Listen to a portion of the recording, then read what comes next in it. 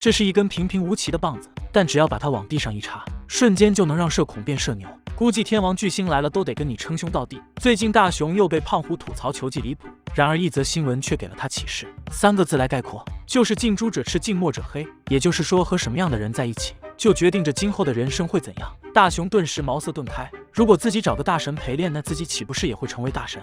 好巧不巧，小多拉还真有个道具可以帮助大雄。两人来到国家队的训练场，想用手中的近朱者棒帮大雄打入国家队内部。可惜小多拉插棍的时机有些离谱，不仅圈到了教练，还圈到了一群啦啦队的妹子。结果上一秒还是威武雄壮的汉子，下一秒就成了身娇软萌易推倒的妹子，活脱脱从18线小明星跻身成啦啦队大女主。原来这个道具有个 bug， 就是会成为距离道具最近之人。于是大雄再次使用，化身成国家队种子选手，要在胖虎的球场上杀对方个一片狼藉。可惜就算大雄疯狂输出着自信，他还是没能得到别人的赏识，只能在接球位独自做着伸展运动。好不容易熬到了击球位，道具时间却恰巧到点，结果大雄喜提了3阵出局，胖虎顿时杀人的心都有了。于是大雄只好去找媳妇散心，可静香却拉起了哆啦 A 梦中的3大杀器小提琴，听说1曲过后还有10曲，两人顿时觉得要命丧于此。于是小多拉建议静香不要屈才，而应该是去更大的地方展现自己的实力。两人带着他来到了法国歌剧院，近朱者棒一插，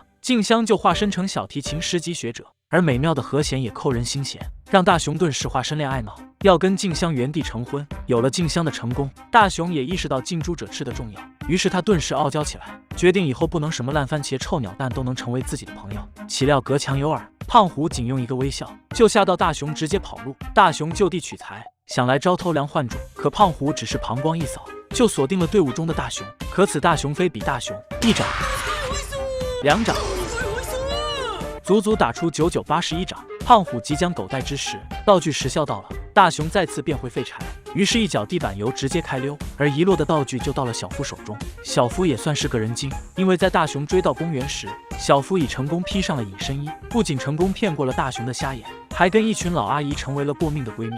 而下一步他还要进军娱乐圈。只见灯光亮起， BSO 男团身后的 C 位竟成了身高不足1米的小夫。这波在各路大神面前单人 solo 的场景，给大雄两人整个人都看呆了。可惜小夫忘了道具是有时效的，险些被疯狂的粉丝砸成猪头。大雄想让小夫归还道具，岂料胖虎此时杀到，小夫只好梅开2度使用技能，再次让自己成了舞台上的 C 位。看着胖虎逐渐接近，大雄也只好选择加入，跟敌人在舞台上撒欢打也不亦乐乎。时效一到，大雄虽然还是人，但早已累成了狗。